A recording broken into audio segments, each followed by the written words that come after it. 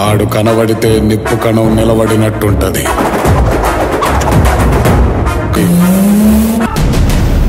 Scott ద్వారా వారు మా ఆదిలాబాద్ వచ్చినప్పుడు ఓ చిన్నపిల్లని తీసుకొచ్చారు. మీరు తీసుకొచ్చింది గోండ్ల పిల్లనండి.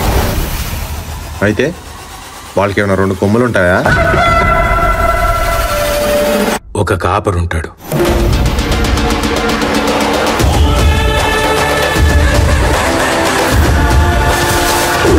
తప్పిపోయిన ఆ గొర్రెపిల్ల కోసం ఆ కాపరి ఎంత దూరమైనా వెళ్తాడు. ఆ సమయానికి ఆ గొర్రెపిల్ల పెద్ద పులి నోట్లో ఉన్న ఆ పులి కూరలు పీకి దవడలు చీల్చి మరీ వెనక్కి తీసుకెళ్లి మందలో కలిపేస్తాడు. వేట మొదలు పెట్టడానికి ఆ కాపరి ఢిల్లీలో అడుగు పెట్టాడంట.